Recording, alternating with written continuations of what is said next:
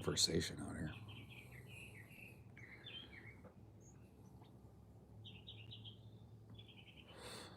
Having a whole bird versation.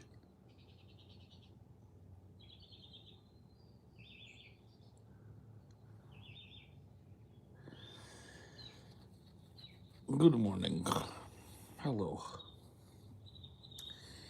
How are you?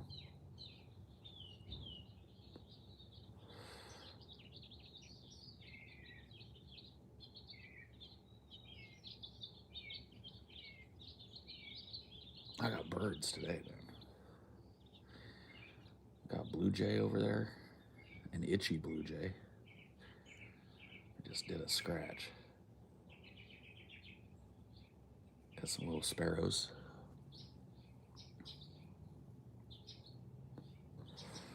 Good stuff.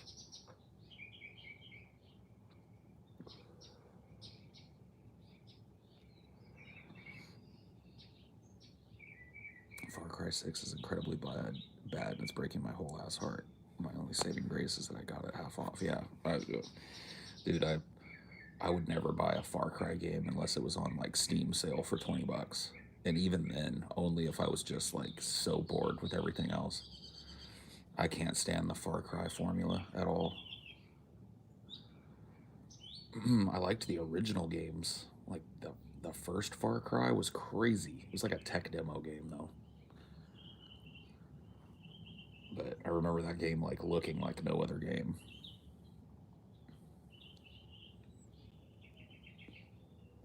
Yeah, maybe I would like 6 if it's nothing like the other ones. Who knows? Not I.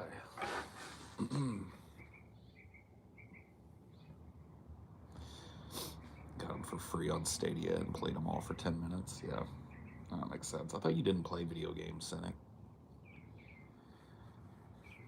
Could have sworn Cynic didn't play video games. Could have sworn that was one of your takes. Maybe I'm wrong though. Oh.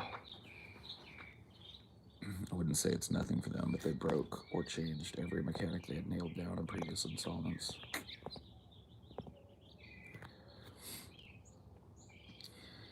Dude, you know what game was dope that I wish would have made it instead of Far Cry? Crysis, dude. You guys remember that? You guys remember that game? The first Crysis. That game was dope. You had that suit with all the little hotkeys and you look maximum armor, maximum speed. Run all fast and then you see some dudes, maximum armor.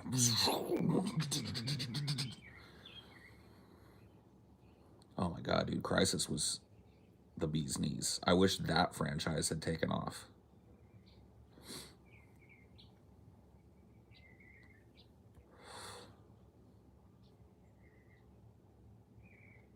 Yeah, that was cool.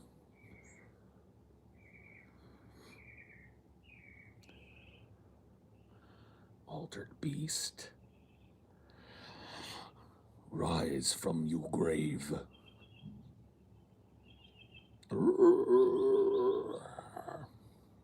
That was a quarter muncher, man.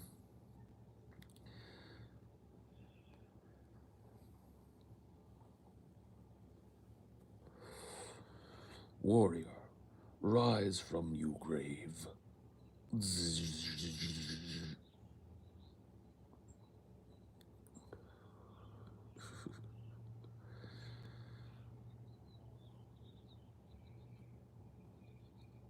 Hey, all right, Cynic. I thought that was one of your positions, that you don't got time to play no video game.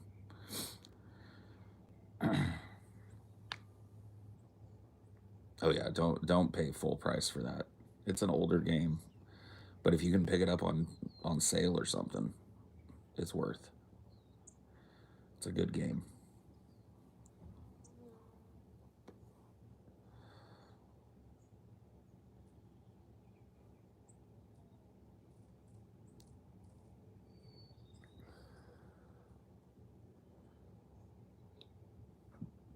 We're in a game now.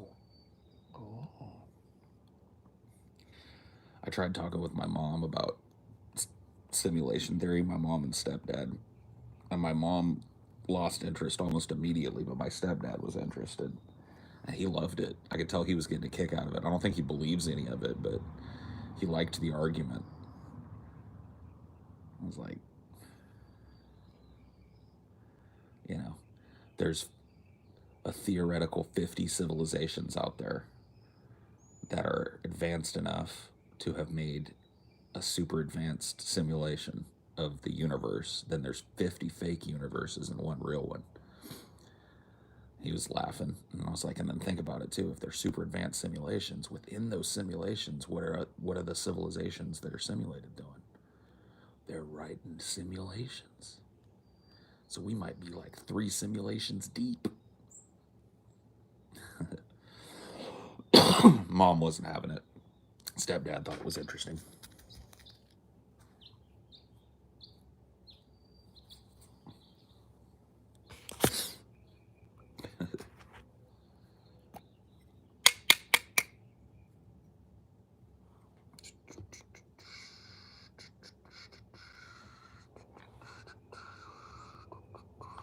How much is in here?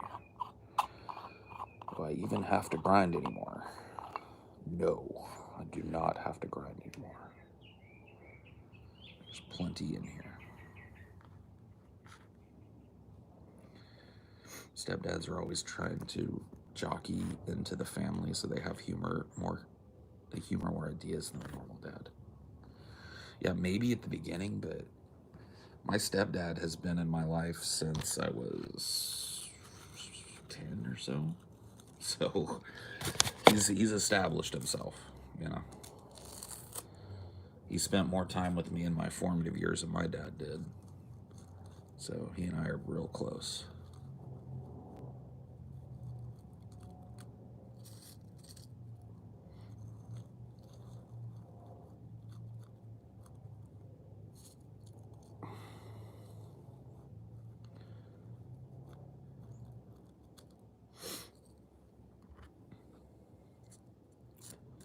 I guess I butted heads with my stepdad at first. Remember one time he wanted to beat me up. He wanted to fight me. I can't remember what it was over either.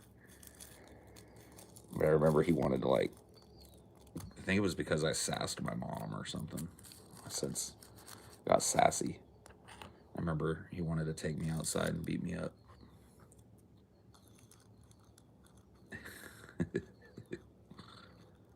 We had our issues. Whoa. Get in there, you. Get in there, you.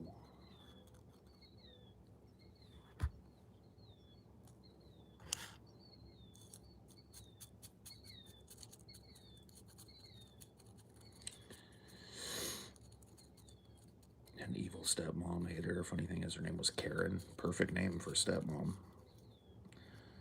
Yeah, I guess I was lucky with step parents. They weren't bad. It definitely didn't have what I would call like an evil step parent or whatever.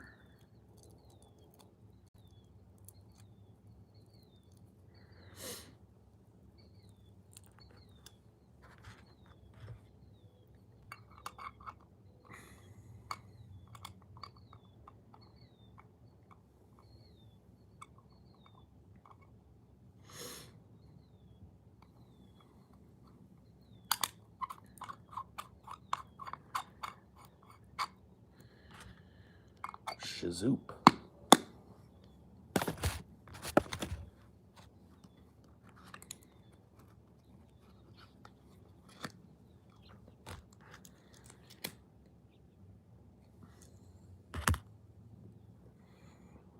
Stepdad is a real piece of work before he stopped drinking. We mostly reconciled, but we still both walk on eggshells around each other in conversation.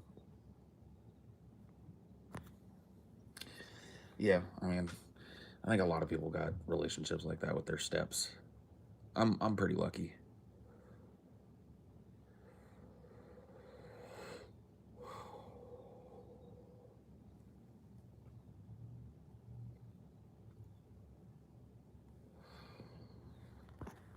But if Paul's bio dad seen him now, he'd regret not being there. Doubt it.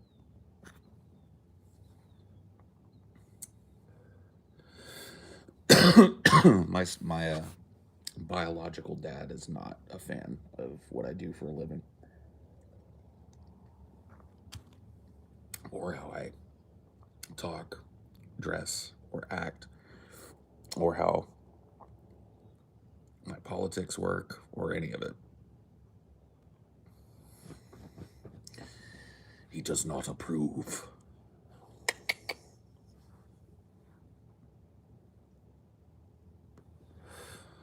Even though you're successful. Yeah.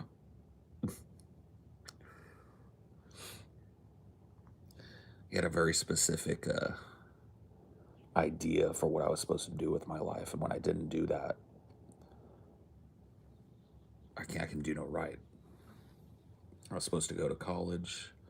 And then when I fucked that up, to redeem myself, I was supposed to get married and stay married and have kids. Whoops.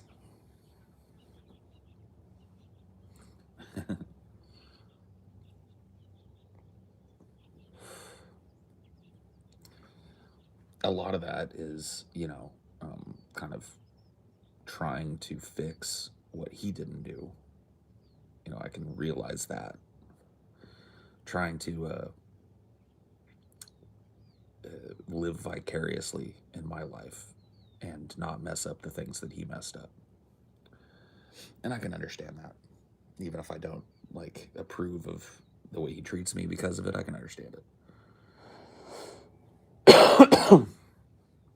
You got certain hopes for your kids. You think you'll ever see them again? Probably not.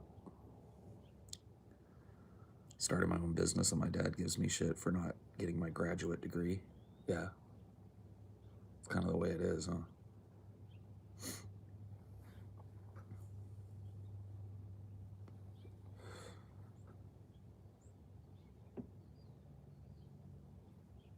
Yeah, I mean, even my mom's kind of the same way too.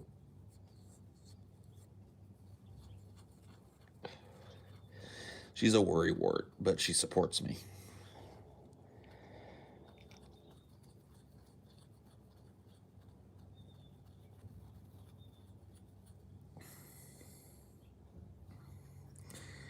I mean, that's the messed up thing is that my dad got his by doing whatever he wanted, like making huge choices about changing his jobs and stuff like that. He had a very well-paying, steady job, and he took other jobs because he didn't want to do that job anymore, and kind of created his own business. It's like if you actually look at our life, our lives, there's a lot more commonality there than there is difference. You know, my dad was unwilling to work a job that he hated for his whole life and went out and kind of made his own way and found his own thing to do and created a successful business out of it and was able to retire early and all this stuff.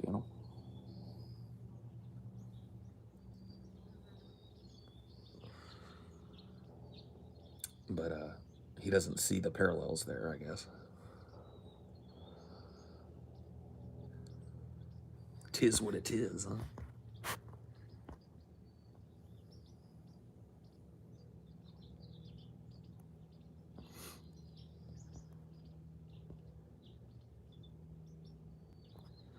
College such an arbitrary thing anyway. You're articulate, knowledgeable as any poli-sci student I've ever met. I went to a decently prestigious university.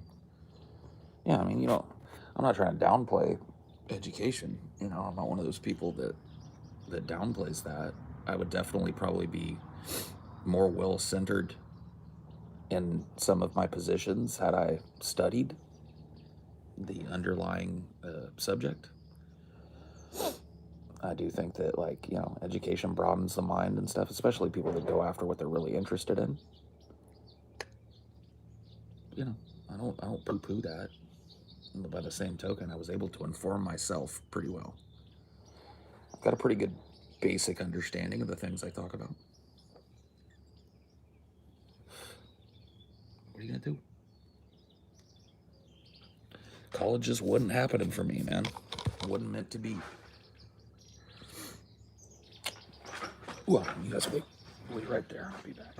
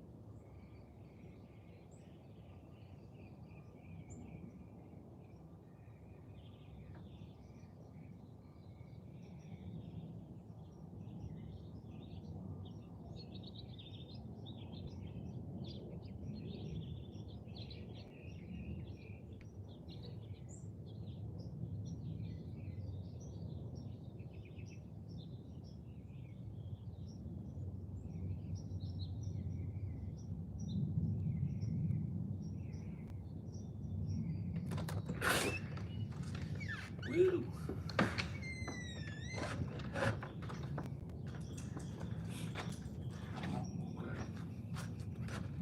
Woke up, huh? Woke up, huh? This morning. Ready to go potty? I'll get out there and do it. Okay. I feel better.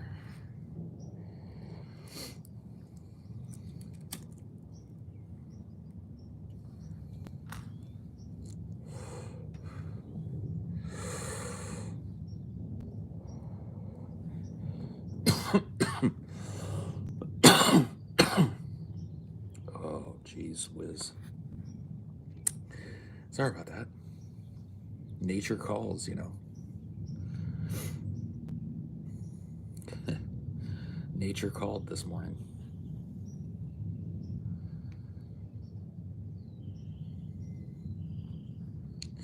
When will you DFF Jeffrey Epstein? When he turns up alive. At that point.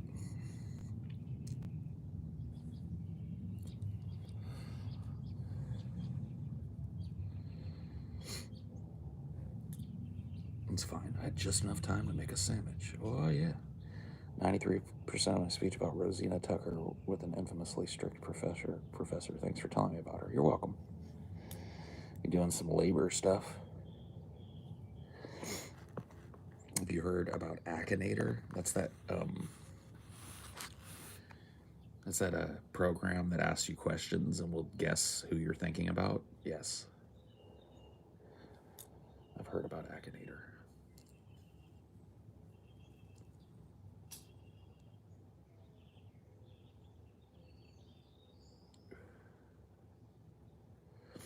Gold foil wrapped blunt. Is that what that looks like to you? It's just a raw cone, man. No gold foil here. It's just a raw cone. I got it to guess you. Yeah. I remember getting it to guess me way back in the day when it was super new.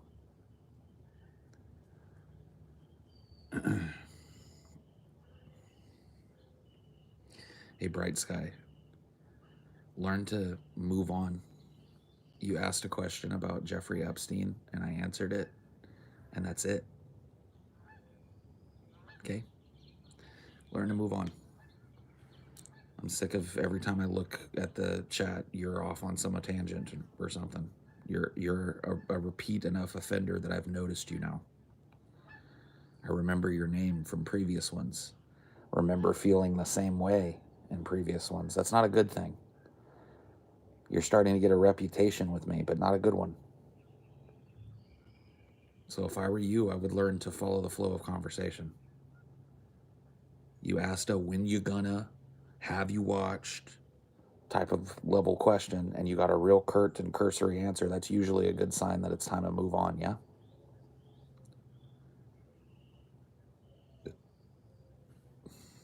Yeah, not the good notice, the bad notice.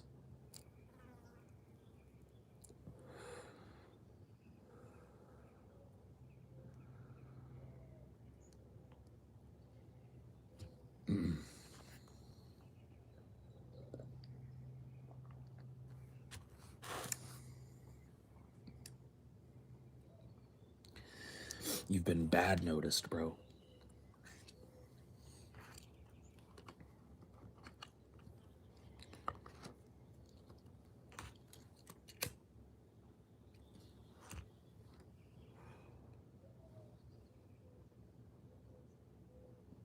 Paul laying down the law. That's part of this, man.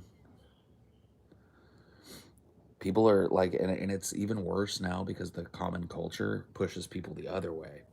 Like, common shared culture on the internet pushes people towards the type of posting. You know what I mean? And you just go look at any Twitch chat or any YouTube chat for a semi-popular stream, and you're going to see people just spamming the same crap over and over again, spamming the same emojis over and over again, never contributing anything. It's like odd. I don't even know why people put that shit up on their screens.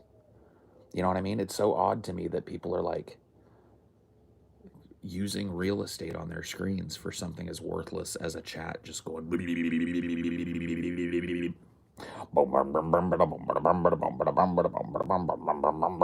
know, just like, what's the point, you know? The internet used to be an ocean. Now it's like a funnel or a toilet bowl. I don't know about that. I think it's always been kind of a toilet bowl. It's just gotten dirtier, you know. At first, it was like a toilet in your mom's house that's perfectly clean, you know, and then, but still a toilet. And then now it's like a public restroom that hasn't been cleaned in 6 weeks.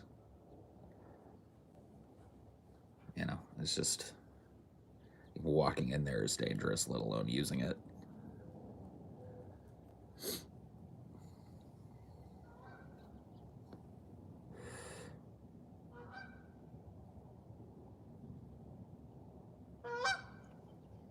Honker. See him?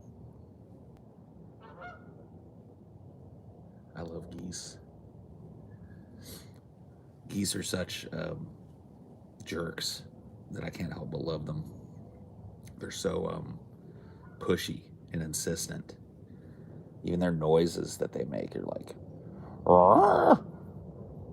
Like, look at me, pay attention to me.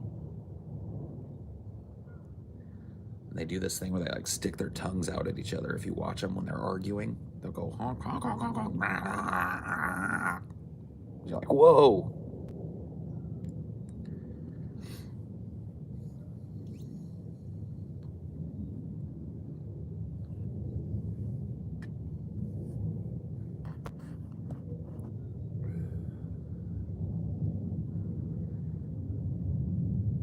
All right, you'd love to debate me on Ukraine. Here's step one: get a profile pic. Step one is learn how to pick a profile pic. Step two, hit me up on Twitter and give me the details on where you would like to debate me. And then step three, we'll see what happens. There you go.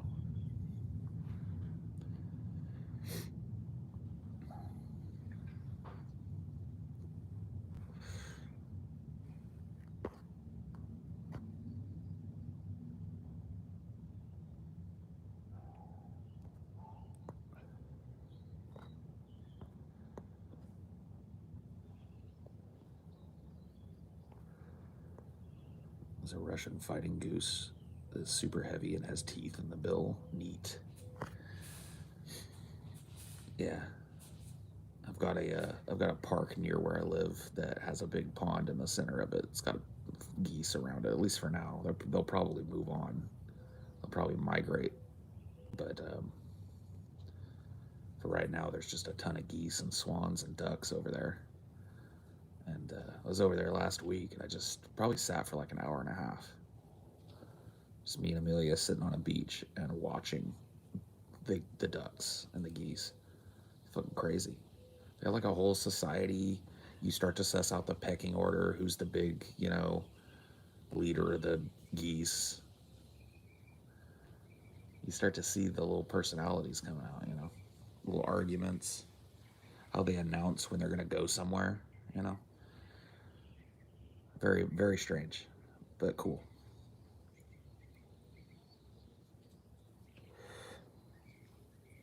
The goose army to take on Lord of Duck. Dude, that's not even a fair fight, though. Geese are just bigger than ducks in every way. Geese got that big, long neck.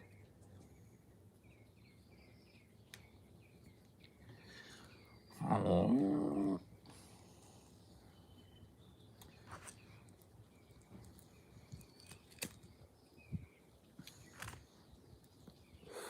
It's funny, too, how when we got there was like this, like imperceptible bubble put around us. Where when we sat down, nobody wanted to come too close. But as we just sat there and watched, and it became apparent that we weren't there to cause any trouble, by the time I left, there were ducks like sleeping right next to us on the bench. These like geese were starting to like walk around us and like look behind us and stuff. They were getting used to having us over there.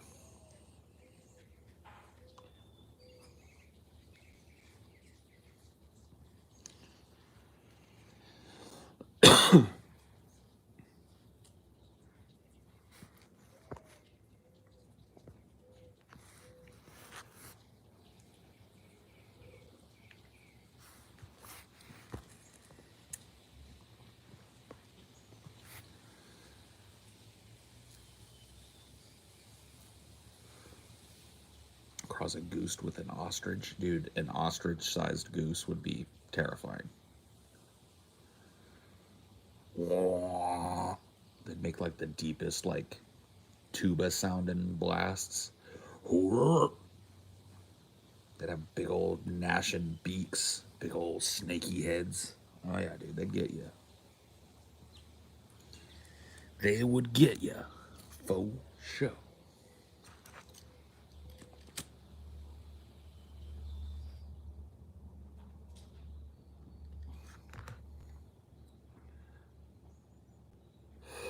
For those of you that didn't hear it yesterday, just thought about it. Be going on Crystal Kyle and Friends.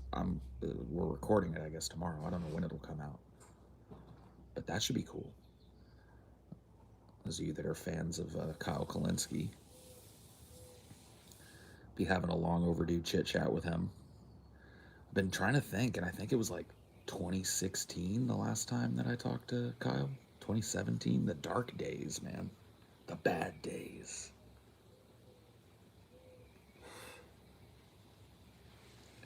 So that should be fun.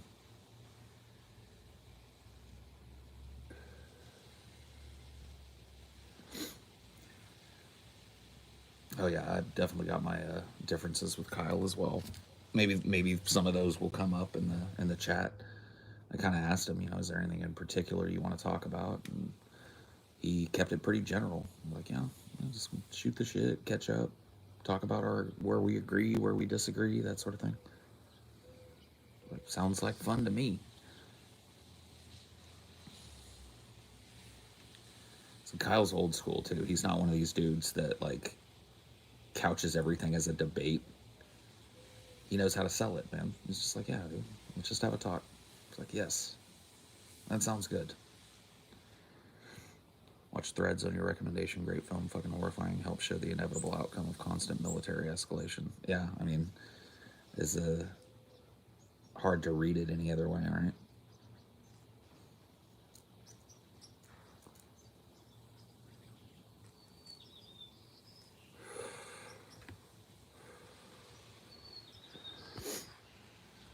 Yeah, I would say that meetups are more of a possibility now than when the pandemic was in full swing, but they're still like a pretty big expense for us.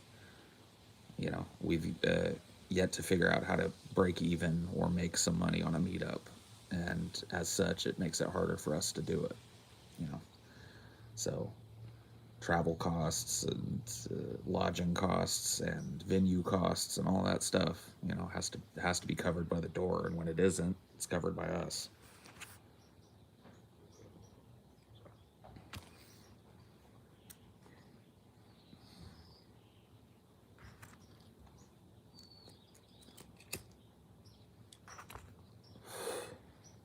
So, just one of those things. It very much depends on venue too.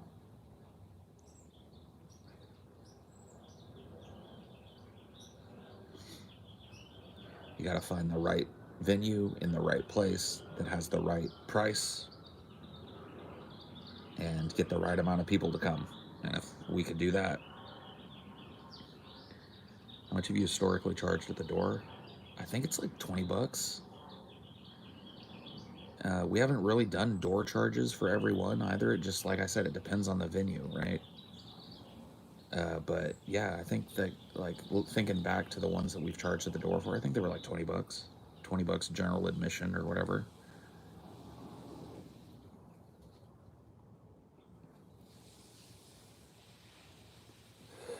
Come to New Jersey. We'd like to do an East Coast one. I think New York is probably more likely.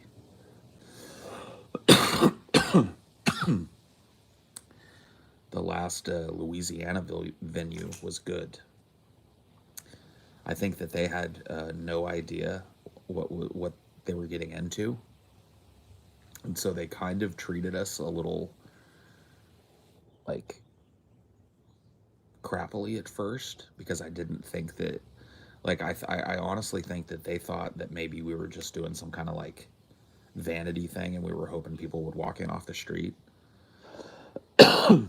I'm assuming a lot of clubs get that sort of thing, like, oh, I want to put on a show, here's a couple grand or whatever, and just like they're hoping that people will just like walk in and pay. And so that, I feel like that's what they were prepared for that night. And then when people started showing up, a bunch more workers showed up, and they really started like handling things. But it took them a minute to kick into gear. But other than that, they were pretty good. I definitely like consider doing another show there. Come to Columbus again, I'll throw money down. Yeah, I don't know, man. We want to kind of do an East Coast one, so the closest to Columbus I could see us doing one is probably New York. Dude, a New York meetup would be huge.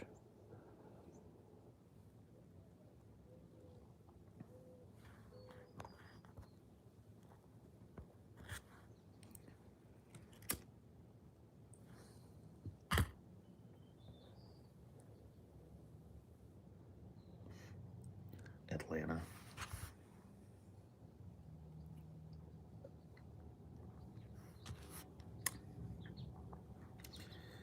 Atlanta would require me to go back to the South. I'd pass.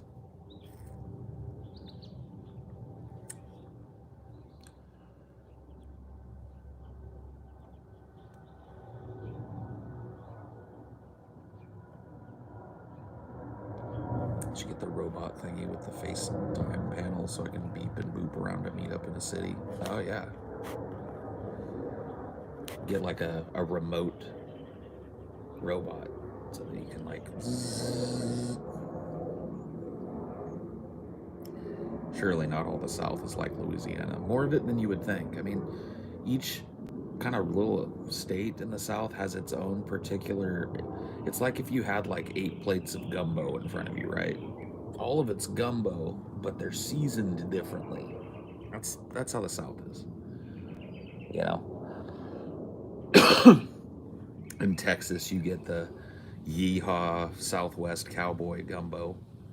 You know, Louisiana, you get the uh, Frenchy fine dining gumbo, that Creole gumbo.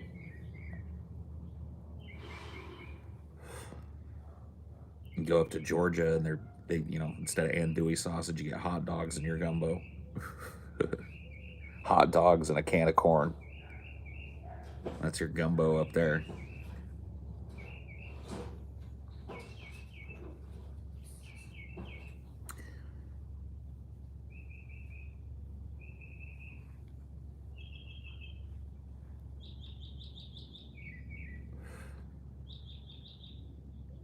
Is the main problem the humidity down south, or is it mainly the people's attitudes associated? It's both. The dangerous weather, like I live, right in the path of, I think it was the last hurricane season, we were in the cone of 6 hurricanes. 6 in one year. So that's just untenable. You know what I mean? 6 times a year, you're worried that some giant doom spiral is going to destroy your whole fucking shit. That's not good. So yeah, that last hurricane season, I made a decision, and it was a tough decision too because I really do honestly feel like there's a different energy when we're all performing in the same room and stuff. Uh, it's really hard to replicate that energy over like the distance and stuff. I think all of us are really good at that, and so it's not as big of a deal. But I definitely enjoy being in the room with the guys when we're doing a show. Like I like that the energy that centers around that, and I just couldn't fucking stay in Louisiana anymore. I felt like literally unsafe in multiple ways, and I've got people that rely on me, you know, my wife, my animals. It's kind of on me if they get hit by a fucking hurricane. And I'd been talking about it for years and years and years. All of us had been talking about like, all right, we're gonna get out of here. You know, Louisiana was supposed to be like a bounce point for us. It was supposed to be like let's go there, stay a year, 2 years at the max, get the show started, and then we move. And I was all in for that. I can as long as there's a light at the end of the tunnel, I can stay pretty much anywhere. But when we did that, we established the show, got it up on its legs, made it profitable, all of that within the first year. By the end of that year, I was ready to go. I was like, all right, well, where are we moving? And it just never, and I understand why. It would be like if we had all moved to where I grew up, You know, there's a base reluctance, and there's like a comfortability factor with the area you grew up in. And so I definitely understand that, but it just got to the point, it was like 4 years going on 5. I was like, nope. So I just made a mental note at at the end of my 3rd year, that at the end of that, next year, I'm gone. Whether the guys are coming or not, I'm just gonna move.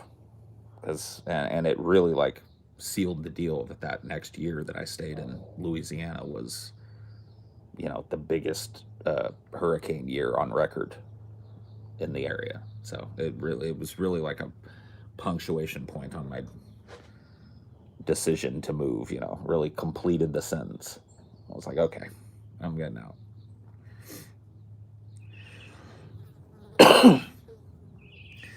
I mean, and I'm not trying to paint like I was totally miserable there. I kind of probably overemphasized some of the negatives of that area, but it really was just didn't feel like I really fit with the local culture, and that's a big deal, because if I could totally live in a place like that if I have a place that's kind of remote, you know. I kind of feel that here, honestly. Uh, you know, I'm a pretty normal dude in my own mind, but I don't dress all that normal. I got long hair, I got a big beard, and that draws people's attention in the type of neighborhood that I live in. People don't. There's a lot of presumptions I think that people will make. Some of them correct by looking at me. I won't lie. Some of the presumptions that people make are probably correct. Most of them aren't, though. But yeah, I just didn't feel like I really fucking belonged there. And then on top of that, it was the worst weather that I've ever lived in. It was either oppressively, and I'm talking about like you walk outside and it like knocks the air out of your lungs. Like you don't know what presumptions. Um, so uh, I think that people probably look at me and think, like burnout, hippie.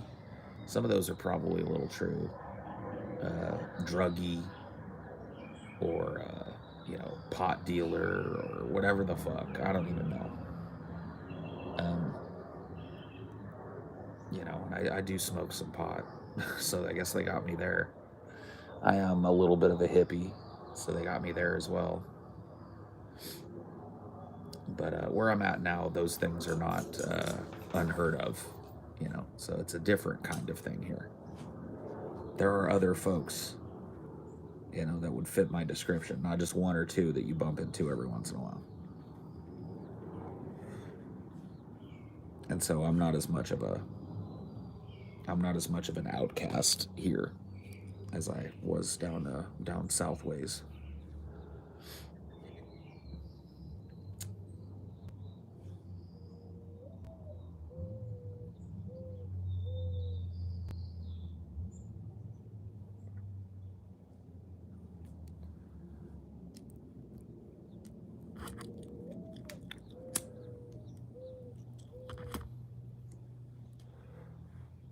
You realize those things you spoke of are projections of your own mind.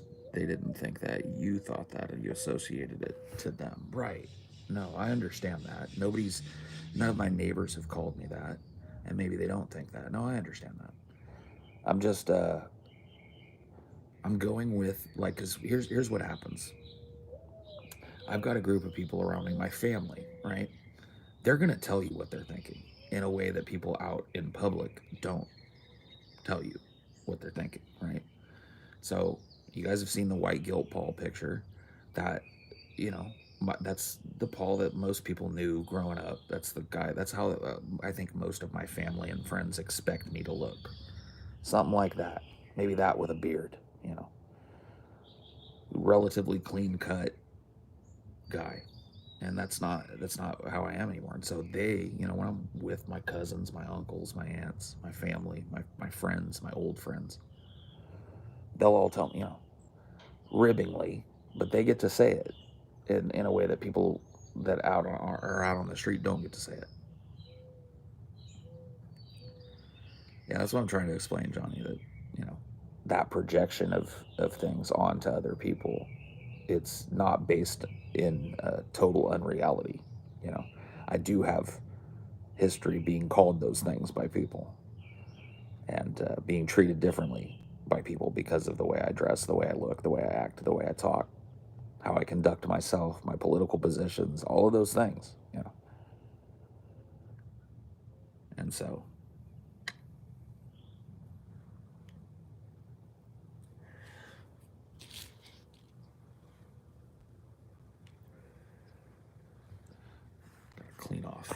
clean you guys off. Hold on.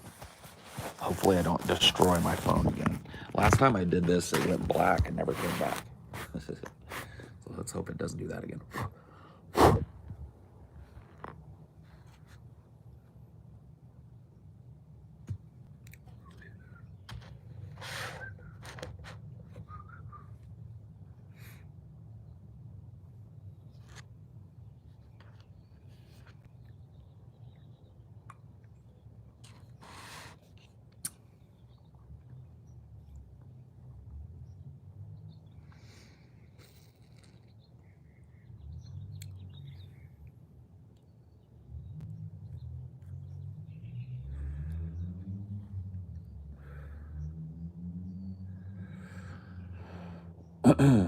But yeah, I don't know. And the truth of the matter is that all three of us have different ideas of where we would prefer to be. You know, like I'm looking for something a little different than what TJ's looking for. Scotty's looking for something a little different than we're looking for.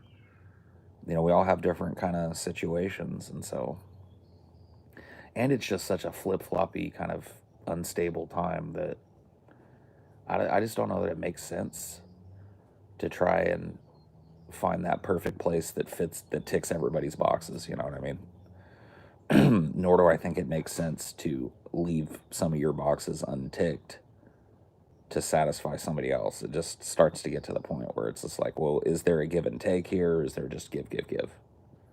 If I were to just stay in Louisiana, it would be me continuing to leave most of the boxes for what I expect in an area that I live in and opportunities in an area that I live in unticked in order to just do the show and leave somebody else's boxes all ticked. It just, it comes down to fairness and self determination.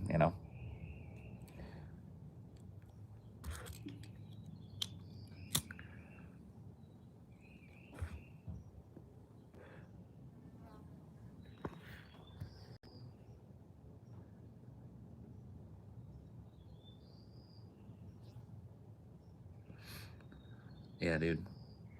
I feel that, Squid. There's a bad moon rising for sure.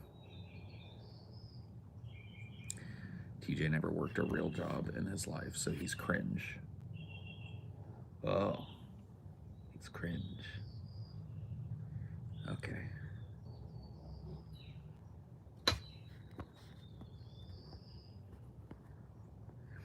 That song needs to get on my playlist. Thanks for the reminder. Oh, yeah.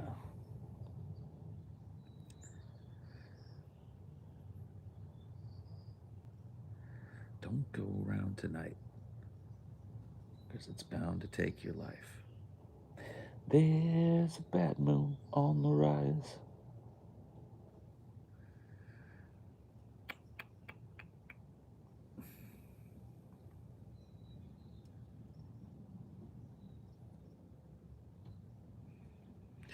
Come on, man. I've had a bad night and I hate the fucking Eagles.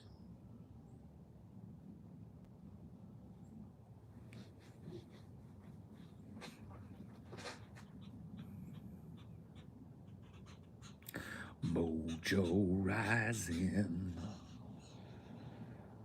Yeah, just get the CCR greatest hits and throw them on that playlist. Mix them in. Cynic.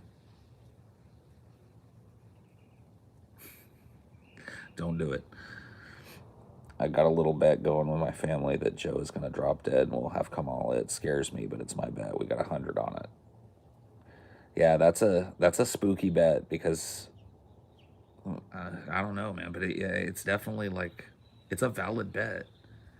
He's of the age where he could, you know, he could kick it at any second.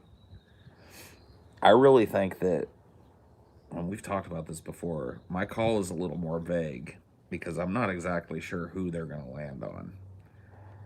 But I think that you're going to start seeing a shift in the Biden presidency and how they talk about 2024 after the midterms. So I think we all know, or at least we all assume, that the Democrats are going to take a bath in the midterms. It's just, you know, it's not gonna be pretty at all. They have presided over just some horrible times in the United States and have been totally unreactive to the people's needs, and so they're gone. So after the midterms, there's going to be panic at the DNC because they're going to be they're really going to start taking a hard look at like, what are we putting out there?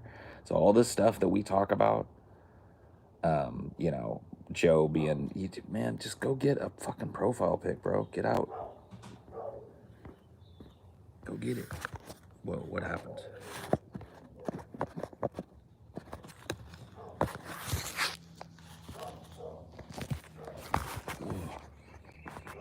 Okay, there we go. But I think after the midterms, you're gonna start seeing you're gonna get these like rumors being floated from an unnamed source within the DNC that Joe Biden is considering retirement at the end of his term, or even possibly that Joe Biden is considering stepping down before his term is over. And then the question becomes, is the idea to just pass the torch to Kamala?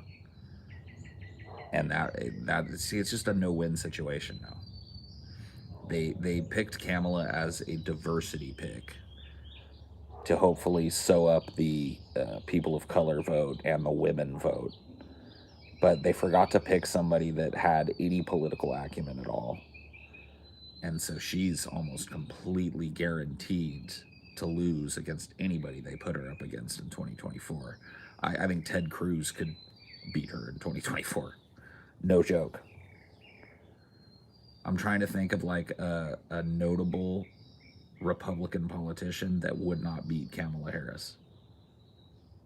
Maybe Mitch. But yeah, dude, I'm pretty sure if by hook or by crook Ted Cruz ended up at the masthead of the party, he would beat Kamala Harris. She's absolutely unelectable. No, remember, Kamala Harris is a vice president who nobody primaried. She wasn't selected based on her performance in the primary. Not a single state primaried Kamala Harris. Nobody likes her. Nobody can stand her. Nobody has any faith in her doing a decent job. She talks like a fucking... She honestly talks like she's on Sands or something, man.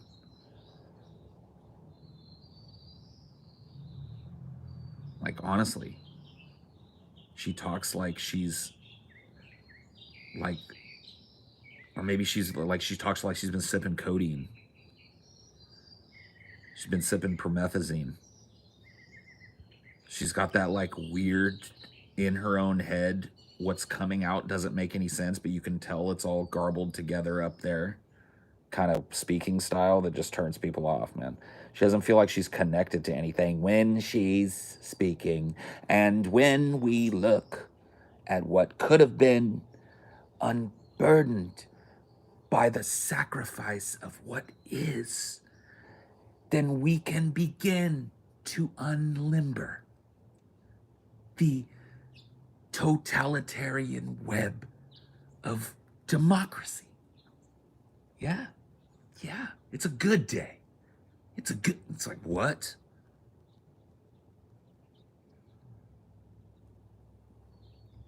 Somebody get this woman a fucking appointment with her therapist and get her off stage.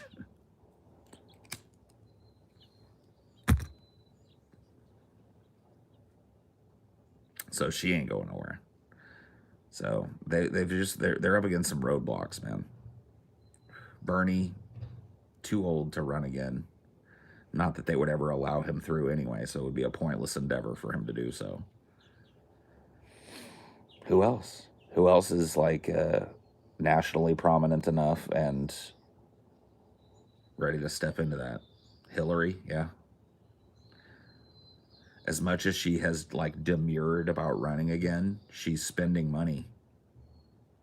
We're starting to see her do the like little early jabs at like the publicity tour and stuff. She's starting to appear on things and do talk shows and give interviews. Oh yeah.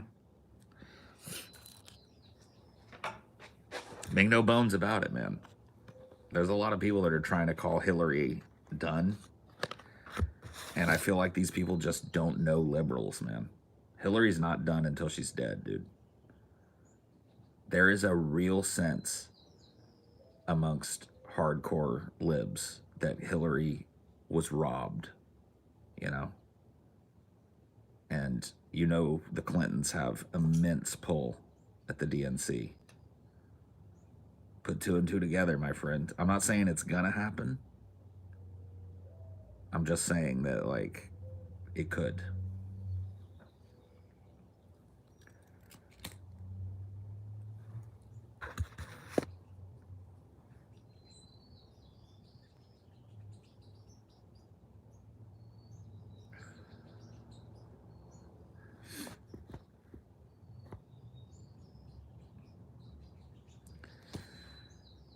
It would be hilarious either way, honestly. Like, if Hillary came back and won against Trump, that would be like an art. It would just prove to me that this is all a soap opera. But imagine if she comes up against Trump again and drops it again. That would also be hilarious. Dude? Can you imagine the cope? I can hardly even imagine it. It would be insane.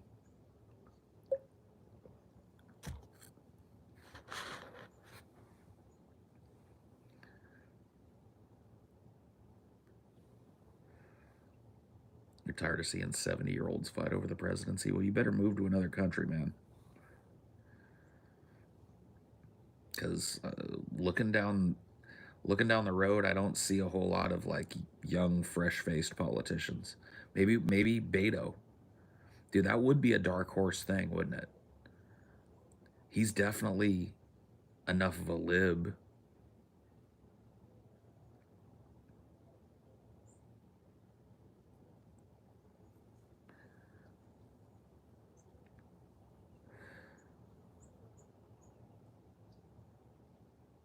I hadn't thought about Beto.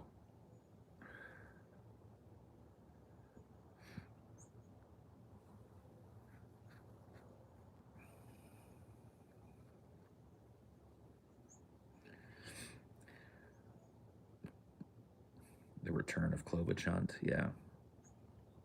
I think you're going to see Elizabeth Warren's face again. You know, if it ends up being like a here's one way that I could see it going. The double step down.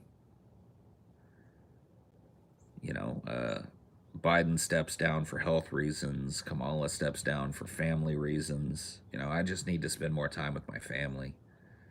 And we've got a fresh group of candidates going through the primary process again. I could totally see that happening because I really don't think that either Biden or Kamala is viable against anybody.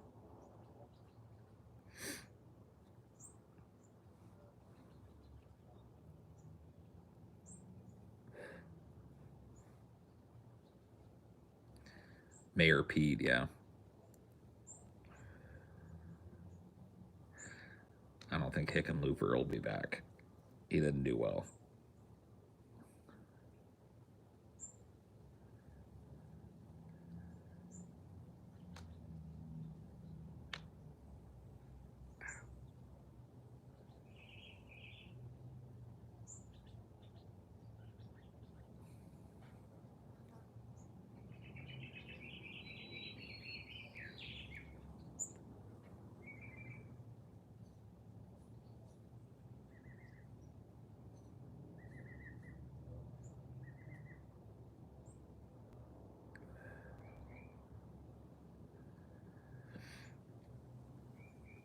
Vermin Supreme's year, huh? I know Vermin's getting up there. He's getting up there in years. I don't know if he's got another one in him.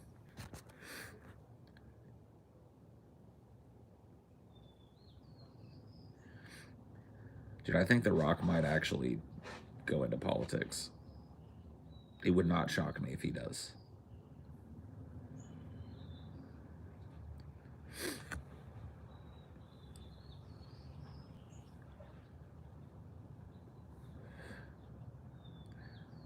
You guys? Who's you guys? You guys need someone who can't be bought out. Who you lumping me in with, bro? The Rock, McConaughey, 2024. Oh, God. That would shake things up.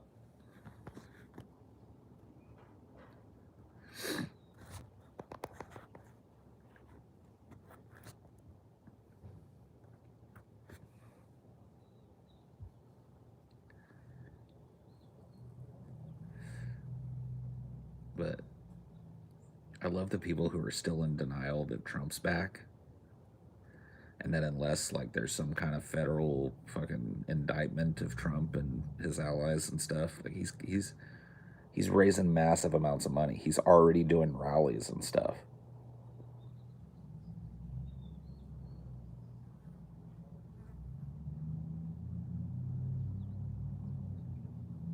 It's like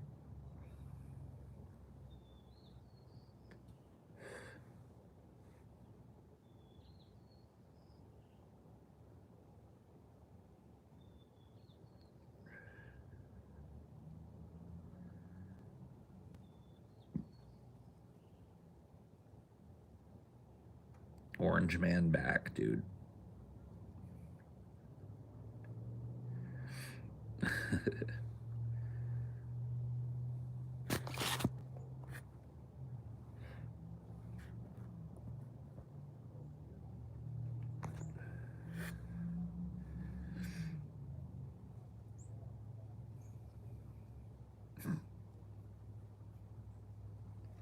So stupid.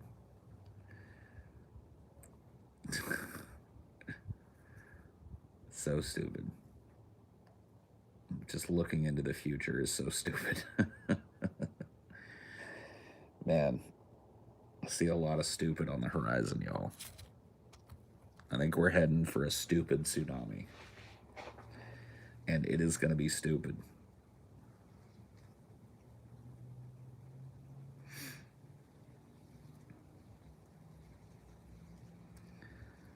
It's going to be as stupid as can be.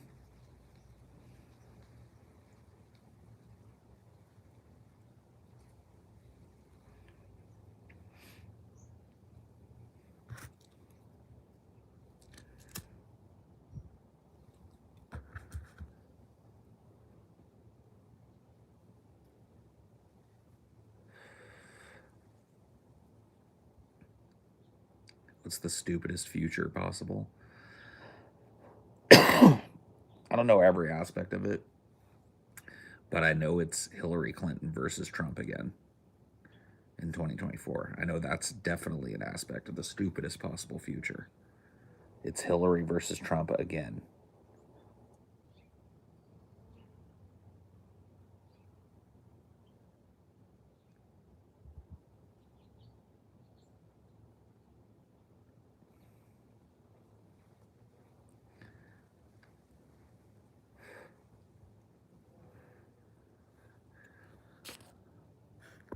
Clinton's daughter versus Trump's daughter. Oh, yeah. Chelsea Clinton versus Ivanka Trump. That would be pretty stupid.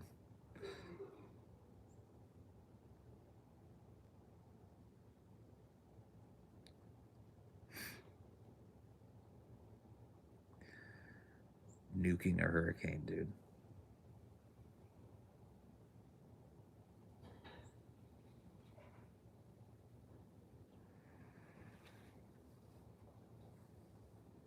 Oh.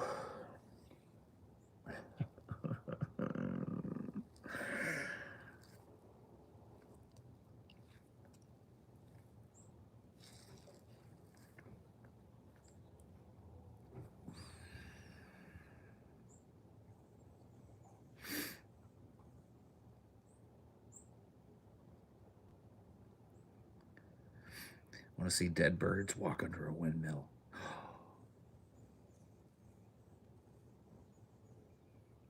I'm a good guy. Okay. Thanks for checking in with your opinion on me. I appreciate it.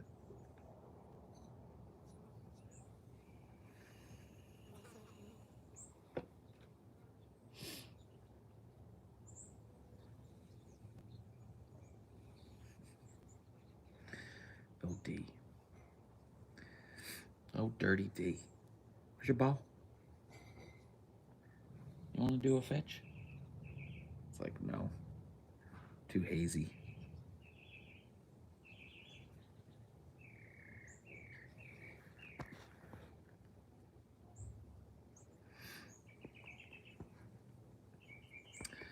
Hard not to be a doomer these days. I think more people need to be doomers.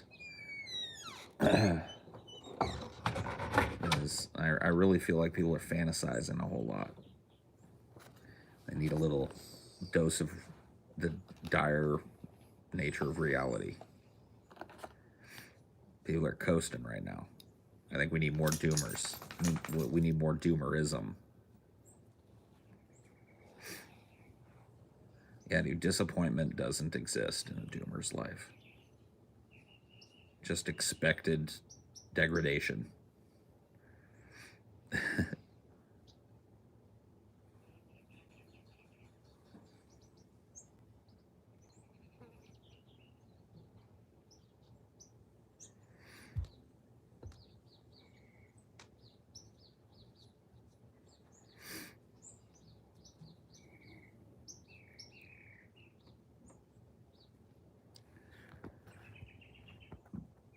You gotta love a society that ascribes a negative connotation to a word that essentially means at terms with reality. Yeah. Well, you know.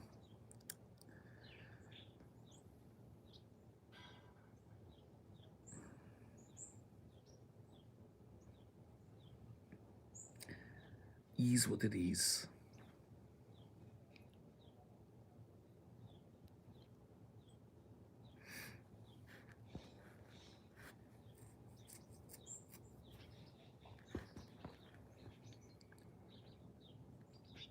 What happened to the PR guy? Get him back. Howard Dean? He's pretty old now, man. He was pretty old back then. He's gotta be pushing 70. You know, you guys gotta quit looking at my generation to supply you with your politicians. What about one of these young people that everybody's all fired up about? The squad doesn't have anybody 34 in it. Pretty sure there's a couple of people in the squad. Isn't Rashida Tlaib in her 30s? Yeah, I don't know.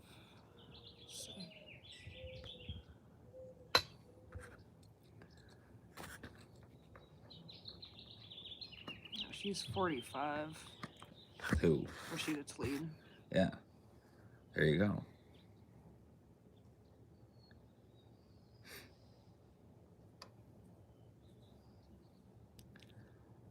Quit sifting through the past. Look at one of these like younger politicians that you guys are all fired up about and run them.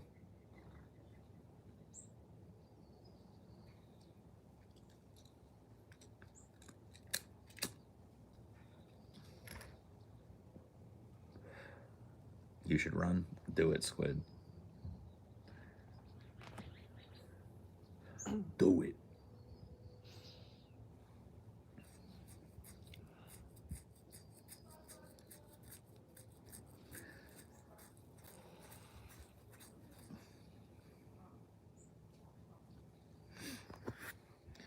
Yeah, I presume Howard Dean is too old. He's 73. 73.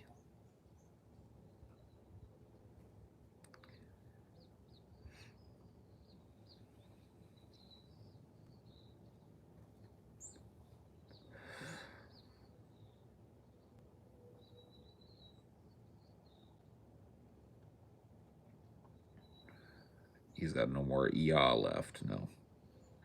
He screeched his last screech, man.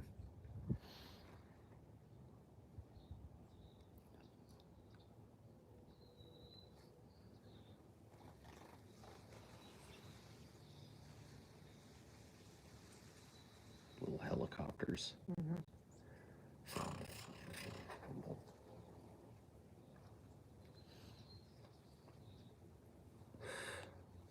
Little attack helicopters.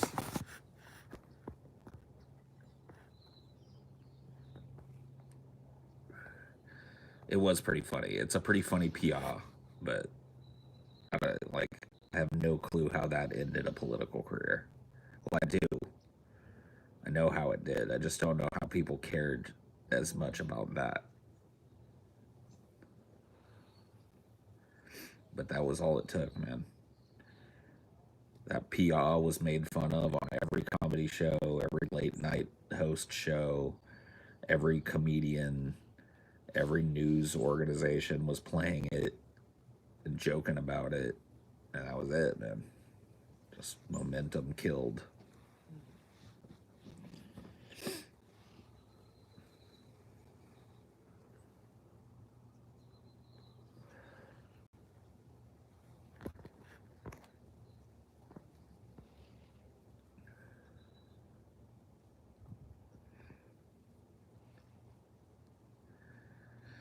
Going to Vermont, Pennsylvania, going to Cancun for spring break, and then going to the White House. We're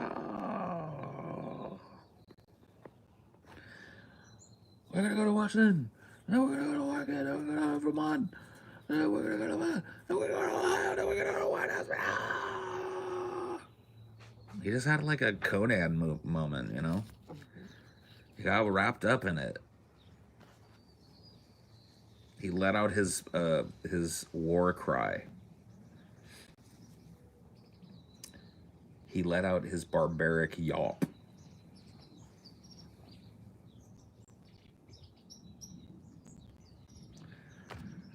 Show me a barbaric yawp.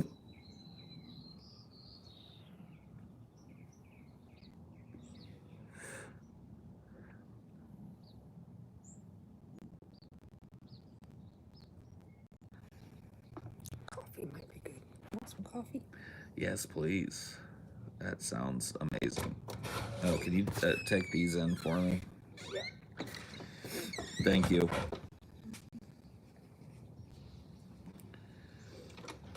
We're gonna go to Washington, and we're gonna go up to Canada, and we're gonna go to Vermont, we're gonna go to Florida, and we're gonna go to White House.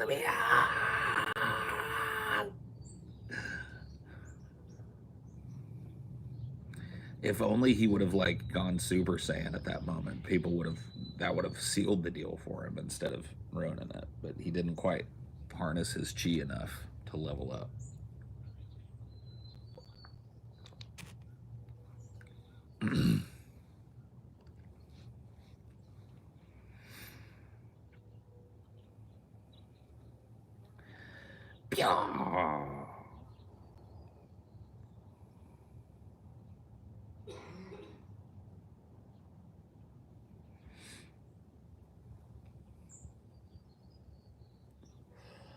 We're gonna go to Nebraska.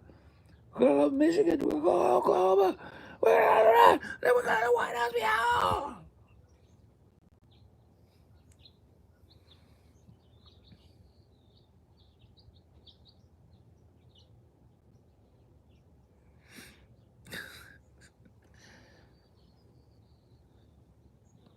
It's just funny to think that like something like that could get you knocked completely out of the running just a few years ago, and now like you basically like there's nothing you can do.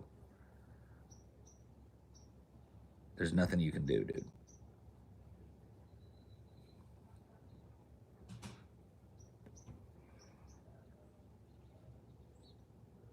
You can't get canceled out of the presidency anymore. We've got just like constant litany of rape allegations. Nobody cares. Inappropriateness with, you know, people. Nobody cares. Shady business dealings. Who cares? Outright nepotism. Who cares? Profiting on the office. Who cares? We actually let Donald Trump conduct most of the business of the United States for the 4 years of his presidency from a golf course. We allowed him to turn his privately owned golf course into a center of international politics.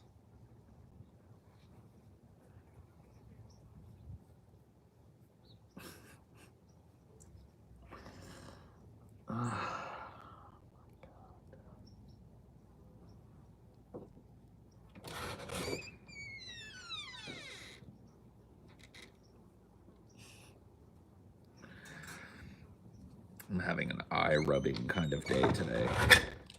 And I look around and I see exactly why. I'm going to have to take Benadryls before we go live to clear out some of this heavy fucking allergy shit that's starting. I'm going to take some Benadryl and then I'm going to go to the happy hour.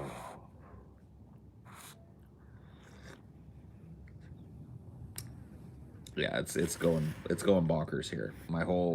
It's beautiful. I love my little piece of lawn that, at everybody else's house probably looks like a well-trimmed Bermuda lawn, but it just looks like it's growing naturally in a field. There's more dandelions than lawn here. This whole thing needs to be resodded, but because they don't, I've got some nice little wildflowers. Clovers in there too. Got clovers, got dandelions, got these little purple guys that I don't know what they are, morning glories maybe. Got these white flowers over there. We got some nice little wildflowers going on back here. We're close enough to the foothills that these just kind of naturally grow. So that's nice. But the end result for me is itchy eyeballs and snot and sneezing and coughing and irritability.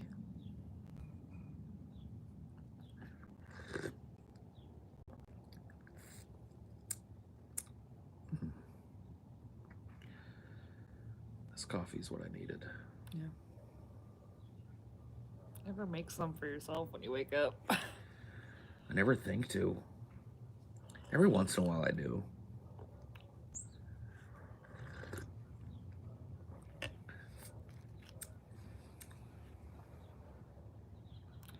Is it because it's a woman's job? Yes. No. I did nothing but make coffee for people for 8 years, so. Yeah, that's why you don't like doing it. I like to think that I don't need a cup of coffee. Yeah. But I kind of need a cup of coffee, you know?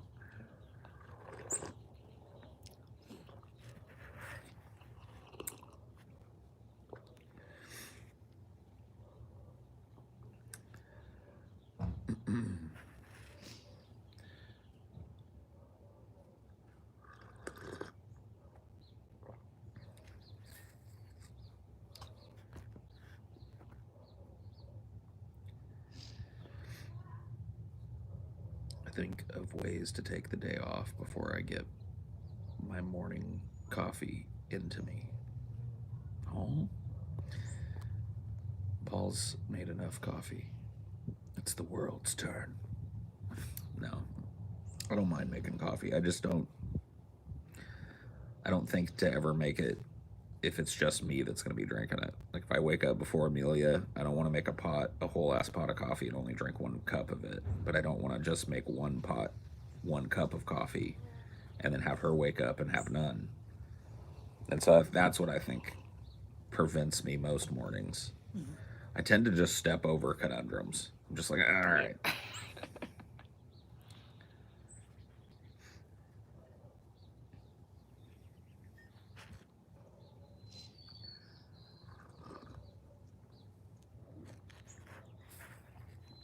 Want your pop tea?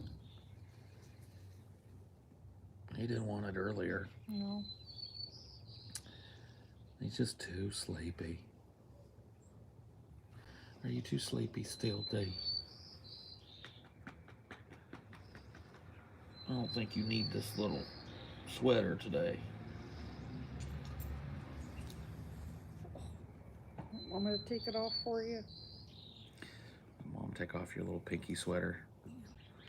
It's warm enough out here today for you to not need your sweater.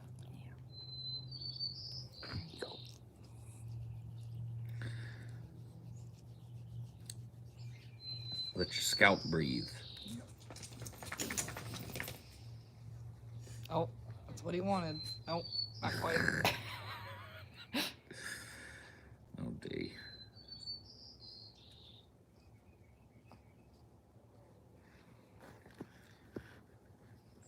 I always laugh at those old 50s ads of the husband saying, I love my wife, but her coffee is shit. Oh, yeah.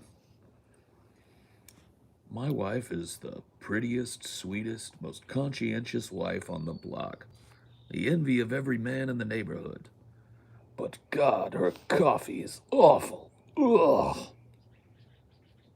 That's why I'm glad that I introduced her to instant Folgers.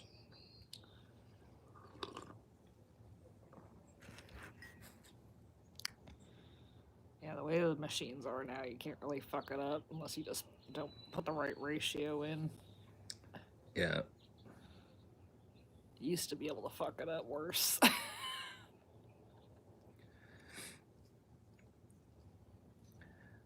had a dream last night where I basically just like relived a memory when my tire popped when I was on my way to pick up TJ and Chelsea from the airport. Oh, yeah.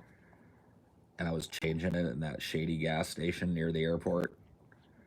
I'm like laying on the ground, like, you know, trying to get things like get my wheel off and get everything lined up, get my jacked up and everything.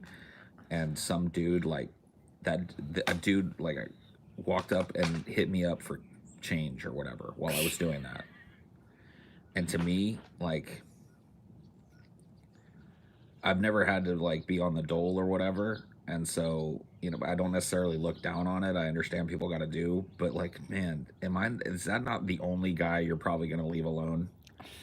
The dude that's like laying up underneath his car on a dirty ass ground trying to get a jack for his car. You think he's gonna like be real ready to just reach into his wallet and give you $5 or something? I think they're hoping that they're like threatening to you because you're exposed or whatever. He didn't come off like that. It's not like they're running up on you or anything. Yeah. He was just like, "Oh, excuse me, sir."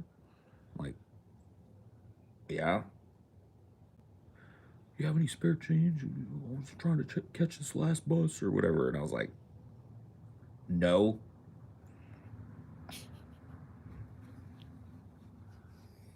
All right, God bless. God bless. Get out of here. How about, hey, sir, for $5, I'll finish that wheel off for you or whatever. I probably wouldn't have let him do it anyway, but I might have like seen that as an intrepid attempt to make some money, you know, and maybe giving him a couple bucks or something.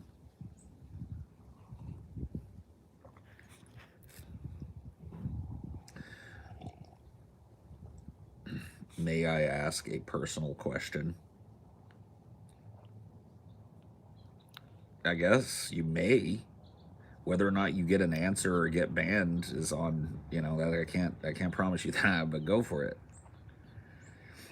Wade into the waters.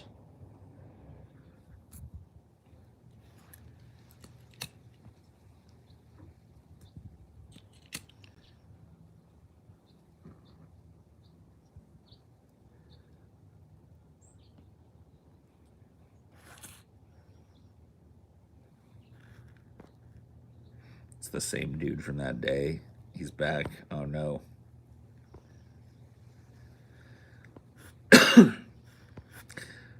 Yeah, I mean that you gave it a shot.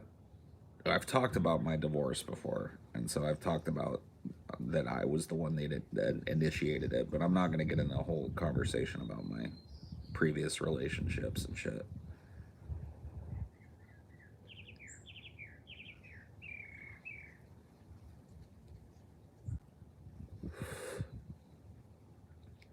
Maybe you can ask Hollywood Love in a couple weeks. Yeah.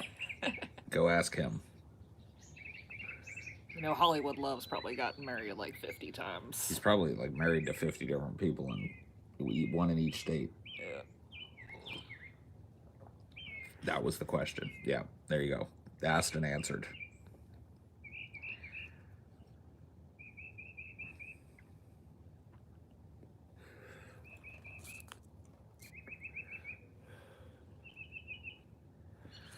The fuck were we talking about before? Before that knocked me off my. Your dream. Oh yeah, Living yeah, the person asking for change while you were changing your tire. yeah. Just like what an opportunity. And then we got fucked by the tire store. Yeah, it's just bad juju all around that tire. Were coffee pots actually more complicated back in the day, or were they just saying, haha, women dumb?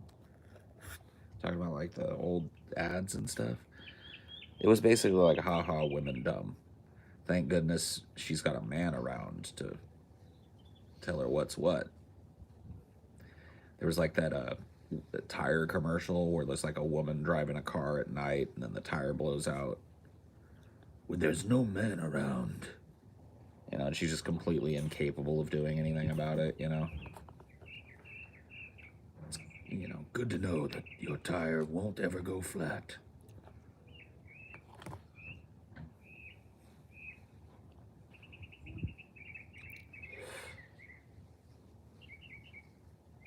The damsel in distress character. Yeah. And to be honest with you, like, a lot of women to this day kind of play into that notion of like, I can't do this or I can't do that.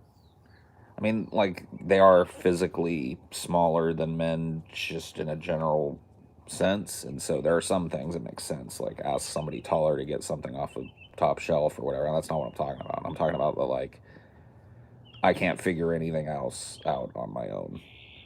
I can't drive by myself. I can't go anywhere. I can't do anything. I can't handle any issue that comes up.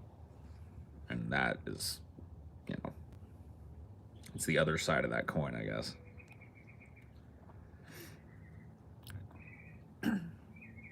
Yeah, it's a big red flag if you have a boyfriend that's like, you can't possibly know how to change the oil by driving into Jiffy Lube.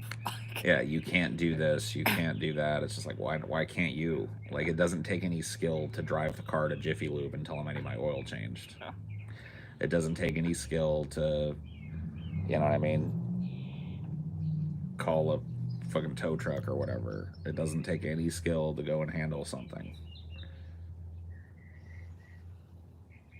So those sorts of things, like if you if you find yourself in a relationship with somebody that's like demeaning you to the point that you can't handle doing this like basic ass shit, what's the point, you know?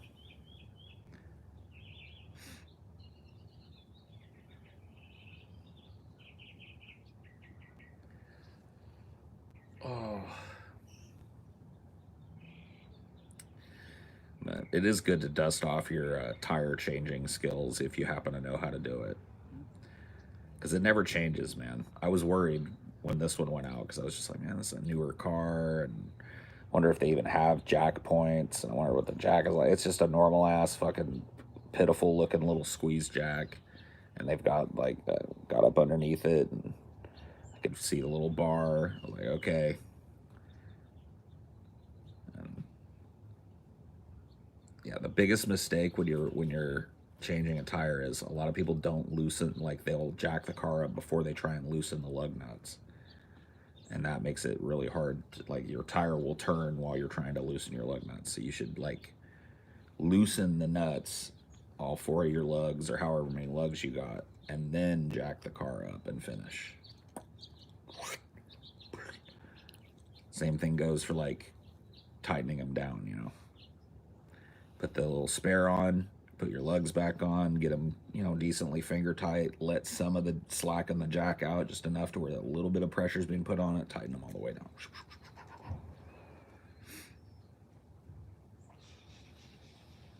That's really the only like deal breaker that you'll run into. Not deal breaker, but just like snafu that you'll run into. It's real simple to change a tire, especially on just like a normal car. They've got these, like some of these new cars now have these big fancy ass rims on them, and you've got to have a special tool to There's a different tool that you got to do for like a center lock lug, and I've never messed with any of those. It's always just like 4 or 5 little lug nuts on a tire. So, little donut in the back, put that on. Cross your fingers that it'll get you back where you're going.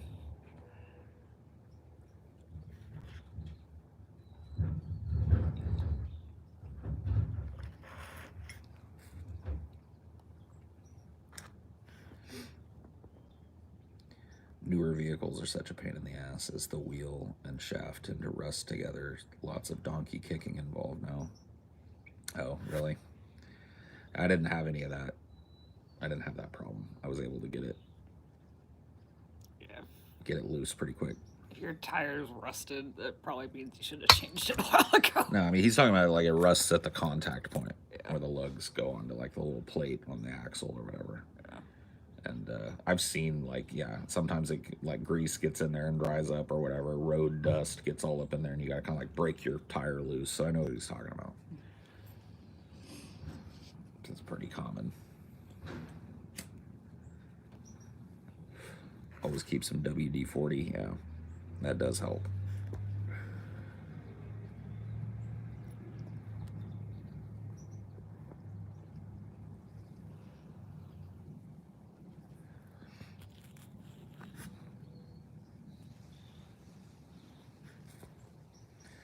Lucky my girlfriend works for her dad, so she's uber handy. Cool. I mean, she can't really like fix things though, right? Takes a man to use a wrench. I mean, there's still part of you that is glad that you were the one to do it and not me. Well, of course. You know, if it happens and it's me and you in the car, I'm gonna be the one doing it. Yeah. And I'd be happy to come and take an Uber to you and help you do it if you need it. I'm not saying that that's some kind of like measure of a person. It's just something that like I don't think a lot of people ever do it. Yeah. And it is something that you can like get back on the road. It's like think about that. Like if I didn't know how to change my tire and I was on the way to the airport to pick up some friends, they would have been sitting there forever, had to get an Uber, you know, to our place. And then I'd have to sit and wait for a tow truck to come and wait for that guy to change my tire out and blah, blah, blah, blah. But I was able to meet them before they even got to the baggage claim. Yeehaw.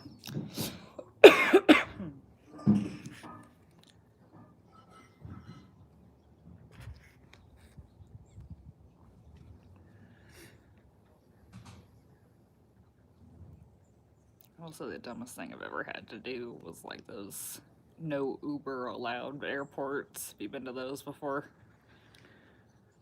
Where you have to take a taxi out, otherwise an Uber won't pick you up. I've been to airports that limit pickup, like where you go to get pickups, but I don't think I've. What airports have no Ubers? Or one near Orlando by Universal, you have to get on a taxi, like right just outside the boundaries of the airport, and then you can get an Uber. That's very interesting. Yeah, I think we did fly into the Orlando airport, but I don't remember having to take a taxi out. Yeah. Might have been a new rule, but like. I remember when I first flew into SeaTac, they would let Ubers pick up right out in front of the baggage claim. Yeah. And then over the years that I flew in and out of there, a couple of years, they changed that to where you had to go across into the parking area, and then there was a special Uber zone where there was just tons of Ubers lined up waiting to pick people up. And so that all makes sense. I don't know. Ugh, I hate airports, man. That's why we ain't doing one. Ugh. I ain't doing one until they get their shit together, man. Yeah. Like I had already reached a point where I felt like that I was being like treated like absolute dog shit for my money. And then, you know, now it's just like a gamble whether or not they're gonna actually be able to get around to flying you. You know? You cross your fingers and stuff, you might find out an hour before you're gonna leave that your flight's canceled and rebooked and then canceled and rebooked, and you've got all the like this whole chain of travel and these bookings and stuff are all dependent on you taking a certain path through it, and it's just like it's so easy for them to just go like, whoops. I mean, I know you planned like the next week and a half to 2 weeks of your life around this moment, but turns out we can't fly. It's like, what? And then people like coming home from vacation, that's the worst. Yeah. Like, how do you call your boss and say, hey, I can't get home? Yeah. Or if you work for yourself, like, how do you justify spending another 2-3 days waiting for a fucking flight back home? Or it's just ridiculous. I don't. It got to the point I did so much flying between like 2015 and 2020. It got to the point where every time I went, it was a little worse. Even though I was flying into a lot of the same airports and stuff, that was kind of what helped me see the pattern. It's like, this is not just bad. This is getting worse every time I fly in here. Every time I fly out of this airport, every time I go to this airport, every time I fly, period, there's more bullshit. It's less comfortable. It's less accommodating. You know? And I'm just like, man, they got to get their shit together in that industry, dude. I've got a car. And I live in a giant country that it does not take that fucking long to drive across. I'm more than willing to plan a long trip that includes me stopping a couple of times if I got to go across country and shit. Sorry, dude, I just ain't doing it anymore. The worst is like where they'll have those like, does anyone want to volunteer to give up their ticket because we booked too many seats? Oh yeah, that they hit you up for that every time they do the hard sell on that. And it's like, no. I remember I actually did that one time. Yeah. Way back when too. It was one of the times that I flew back from Arizona. I did like the puddle jumper from Sky Harbor in Arizona to LAX, and then at LAX from there to Fresno, they were offering this like insane deal. Yeah. They were just like, we'll pay you like $300 and give you a flight voucher or whatever that you can use on your next flight and all this. I was like, damn. So I just took it because it only delayed me like 2 hours. Yeah. So somebody just really needed to get there and needed the seat or whatever, and they were willing to pay a lot of money for it. So I was like, fuck it. But still, it should probably be illegal to sell seats that you have. Yeah. To overbook a plane, yeah, that should definitely not be something that happens.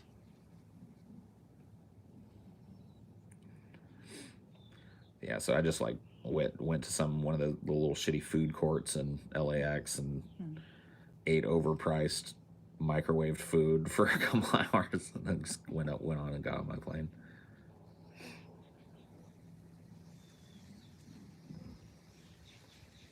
Must have really paid a lot. Well, it depends. Like if the airport screwed up, which is what I think happened here. I think somebody actually had a ticket onto that plane, but they'd overbooked it, and so they needed somebody to voluntarily go like, hey, you know. And if the person pushes and is angry enough, you know, and says, I got somebody in the hospital right now. Where did they die while I wait on standby? This is ridiculous. Blah blah. They're gonna offer a good ass deal. It depends. Like, how much of a PR nightmare is this? Is this going to be something we can smooth over for $50? Or is this something that we're going to need to make sure that, like, we get this filled quickly? It's offered $300 in a voucher. Yeah, well, I mean, the flight you were taking was so short. It was a tiny puddle jumper, and there's not a lot of those flights, and so there was really no way they could accommodate this person without putting them on a bus or something. Yeah, which is ridiculous. That would have been like way like the flight from LA to Fresno is only like an hour. Yeah, it's like an hour and 20 minutes in the air, max. Taking a bus from LA to Fresno would be like an 8-hour bumpy, smoky nightmare, dude. Fuck that.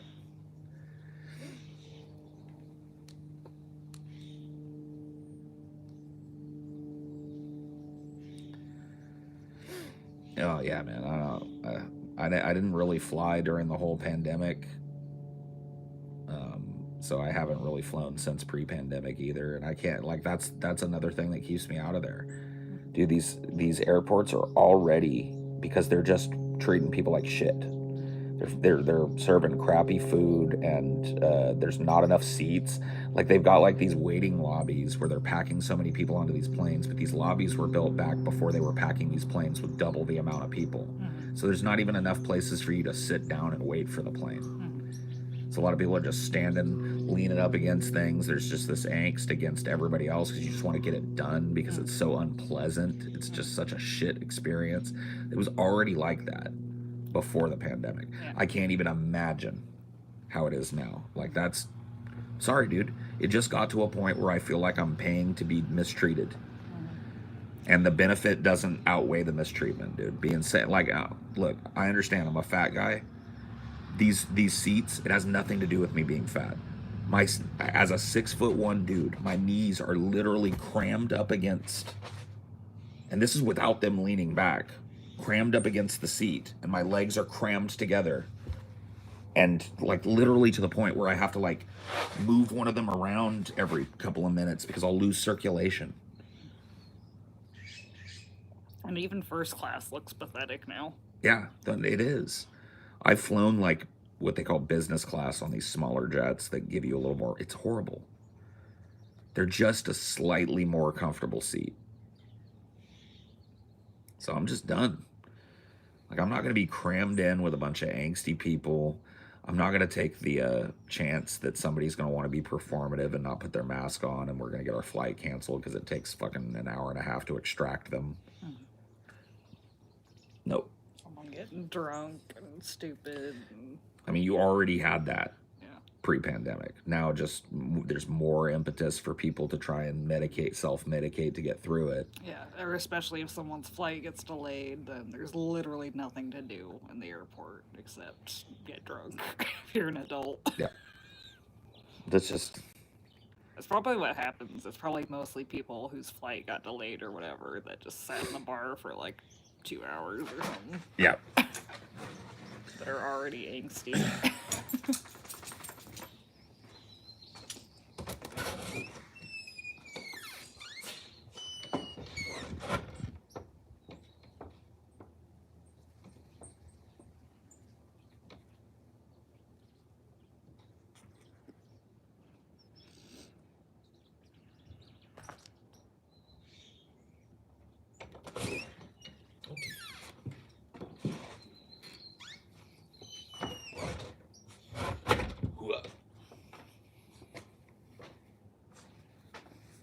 You want a second cup?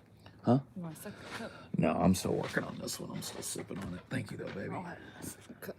Yeah, go for it. 2-cup it up. Use the shadow now.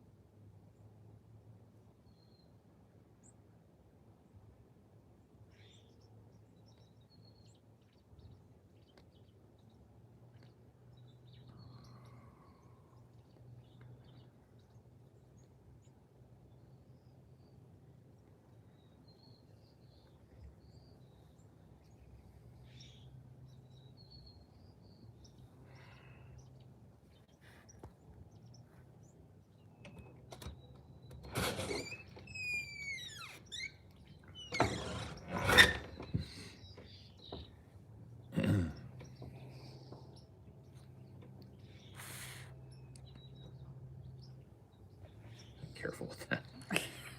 This table is on its last leg, no pun intended. We unwaterproofed it with all of our holes. Yeah, our cigarette burns did the damage.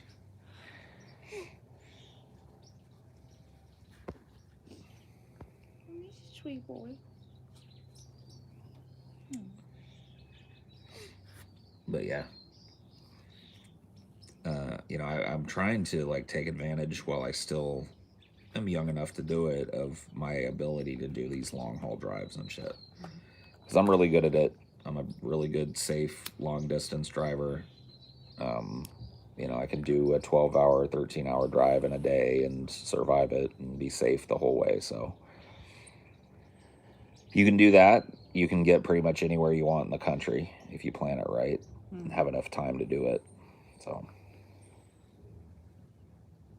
yeah, We could even leave earlier than we intended and stop somewhere if we wanted to. Yeah, we could. I don't really think it's going to be necessary, though. Yeah. I've looked at the route and the alternate route in case there's like a traffic snafu or something, and it looks like we're looking at like max a 14-hour straight. Mm-hmm.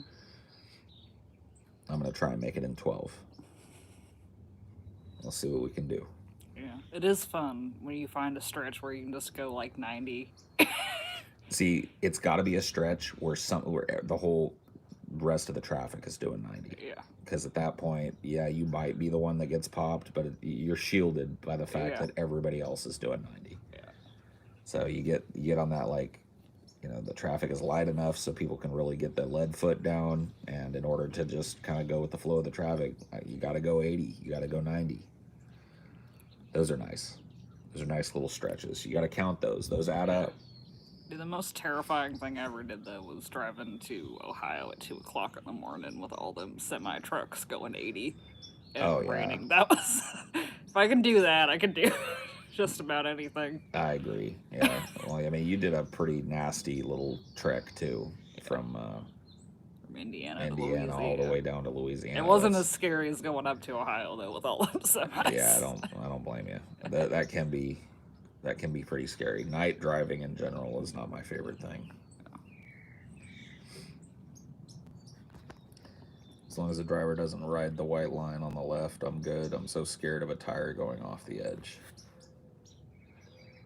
Oh. You don't like narrow roads? I mean, yeah, narrow roads are bad for everybody. You get used to them. You feel like you're about to fall, like the first couple times you do it. Yeah. You just gotta take it easy. Take it slow. Don't be stupid. And you're fine.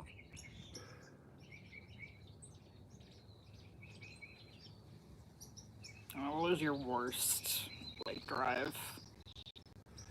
My worst drive? Like, the most terrifying to you, just because of the conditions and shit.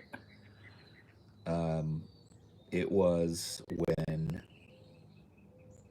Ashley and I drove her shitty little beater from San Antonio to New Orleans. That is by far the most ass to the wind drive I've ever had in my entire fucking life. It was insane.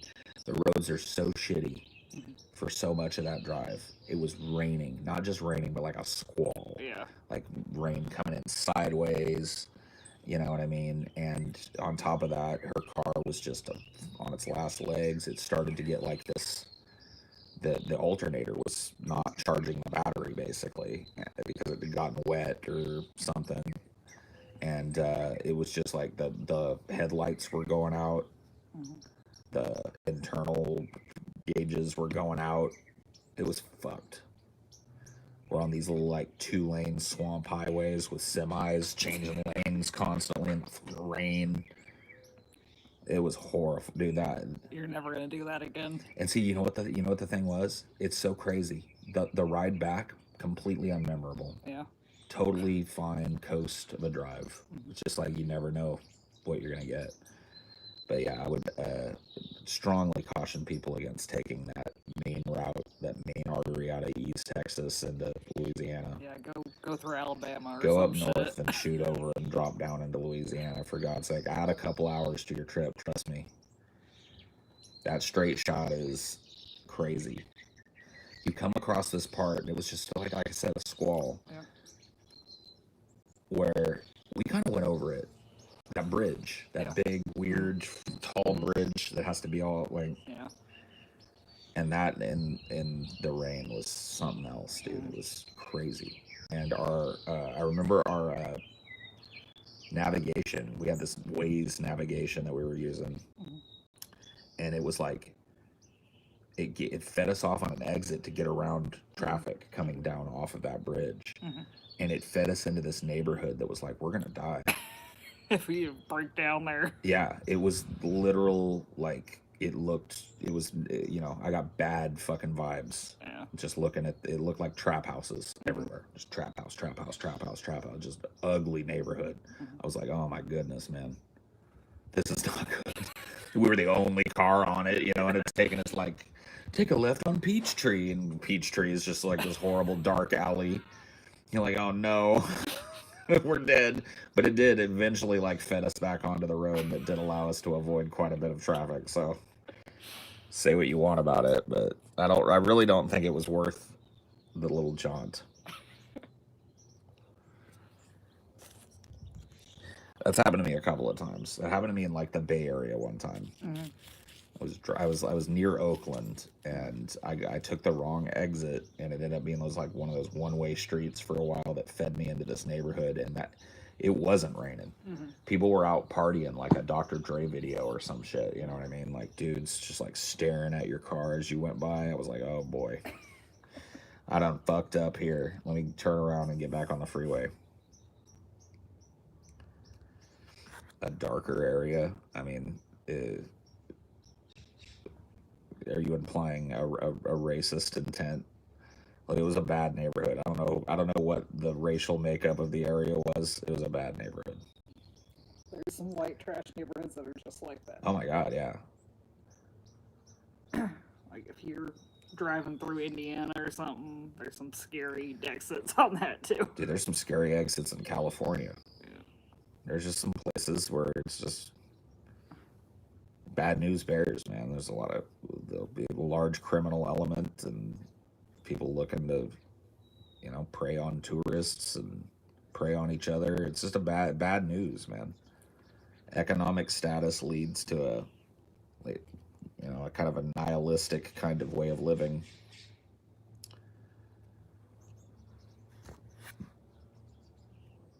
Did that once, wrong exit in KC, ended up in a bad area, but my rusty 91 Accord fit right in. Yeah. Yeah. Yeah, you definitely wouldn't want to be driving like a Tesla through it or something. You know, with the because I think that bridge, what is that? Was it in Mississippi or Missouri? It crosses the Mississippi. Yeah. With that bridge, you got to understand, dude, I was this hippie looking guy driving around with a chick with pink hair in a rainstorm in a real bad neighborhood with a car that was dying.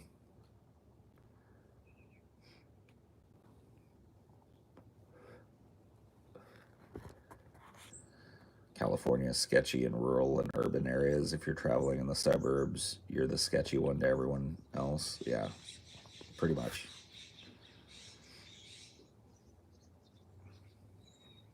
Pretty much.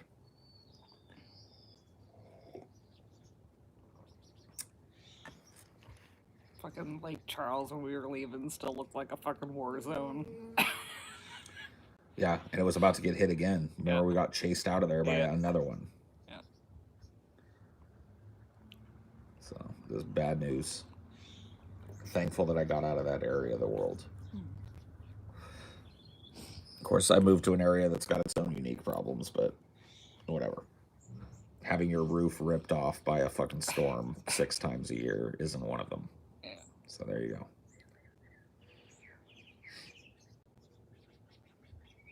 You agree, D? Are you gonna give it, or are you just gonna play with it again? You gonna give me that bow? Okay.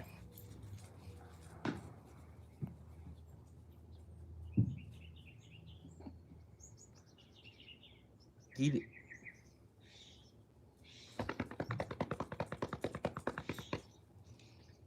That's it. Just one lazy morning fetch to kick things off. One lazy morning time fetch to kick things off, D. That's all you got in you. I don't blame you. Takes me a while to get woked up too.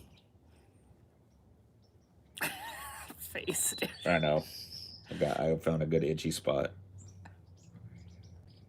He's getting the goods. What you think?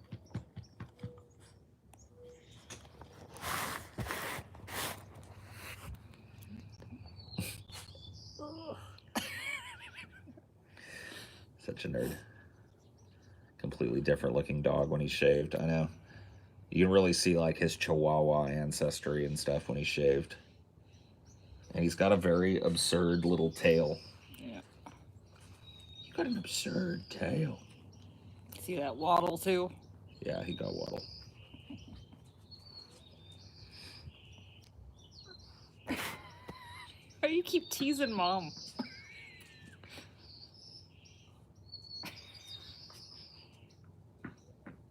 I'm picking that up. You know them rules.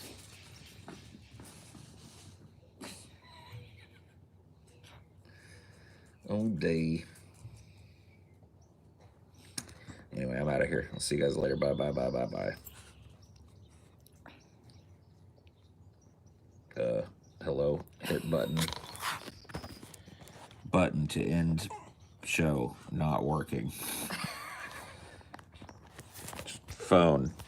Not responding to inputs. Okay, there we go. Blink.